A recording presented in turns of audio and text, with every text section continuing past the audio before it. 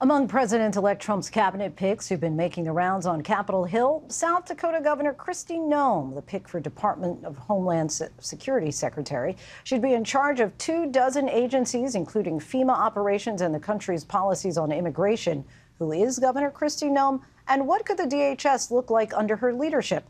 ABC's Mireya Villarreal has more. From the picturesque farmlands of South Dakota to the historic South Lawn of the White House. You already found this out, but Kristi is a warrior for American values. President-elect Donald Trump nominating conservative Governor Kristi Noem, a longtime ally, to be his Homeland Security Secretary. You're the one who fights for them. You're the one who protects them. The potential of heading up one of the largest federal agencies in Trump's cabinet, culminating a journey from family farming to congresswoman to governor, and now possibly DHS. Come on. Noem was born and raised in rural South Dakota, at one point running her family's farm.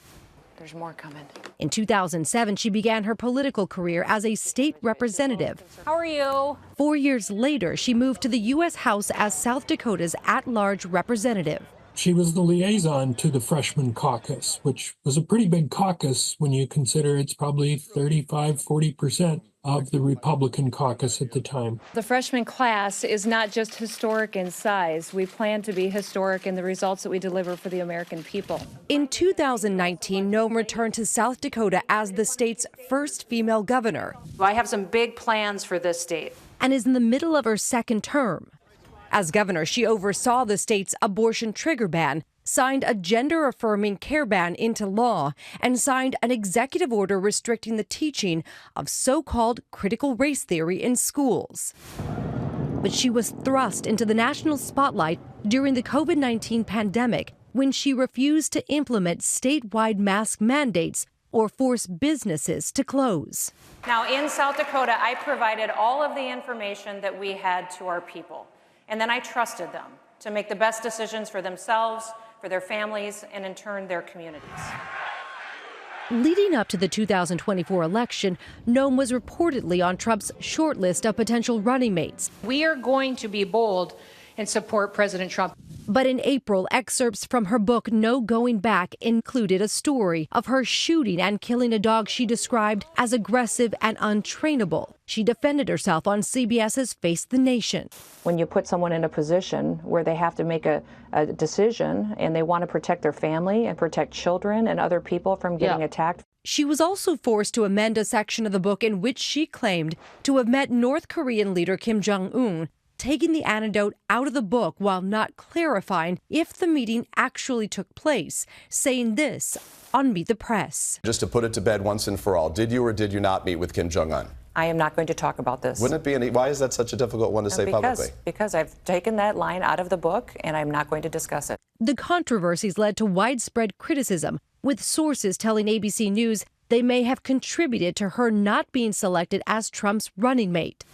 Noem still landing on her feet and now in line for the Secretary of Homeland Security, a wide-reaching role that would oversee 22 departments with the overall mission of protecting Americans, with more than 260,000 employees.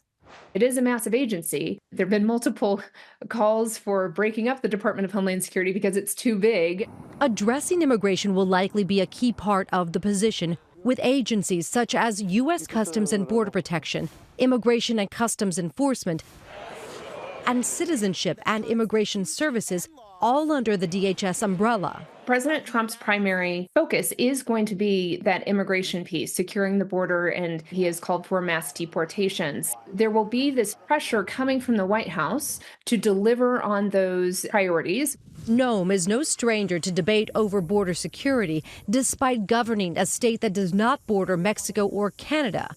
I just got back yesterday from a trip down to the southern border, visited with our soldiers that are currently deployed there. On multiple occasions as governor, she's approved sending state National Guard troops to help along the southern border, receiving backlash after accepting $1 million from a big GOP donor to help cover deployment costs.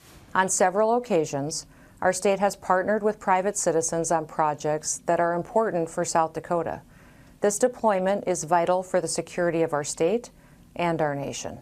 In the wake of Trump's victory, she's openly supported his plans for mass deportations, speaking to News Nation. President Trump has already indicated that he wants to start by making sure that we're deporting the most dangerous first. Those criminals, murderers, rapists that are threatening safety in our communities, they're going to be the first ones on the list to go.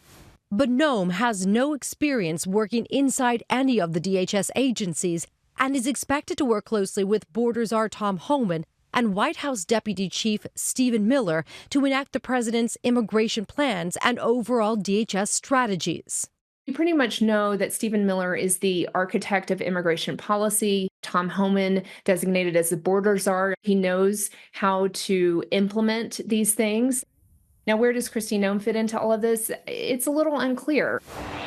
Other agencies that DHS oversees include FEMA, the Transportation Security Administration, the U.S. Coast Guard, the Cybersecurity and Infrastructure Agency, and the Secret Service, which has come under scrutiny following 2 attempts on President-elect Trump's life.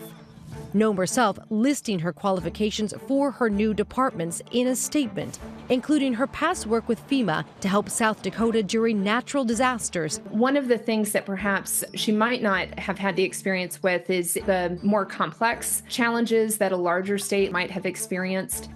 South Dakota has about 14,000 state employees under the governor's control. That dwarfs in comparison to what the Department of Homeland Security would have.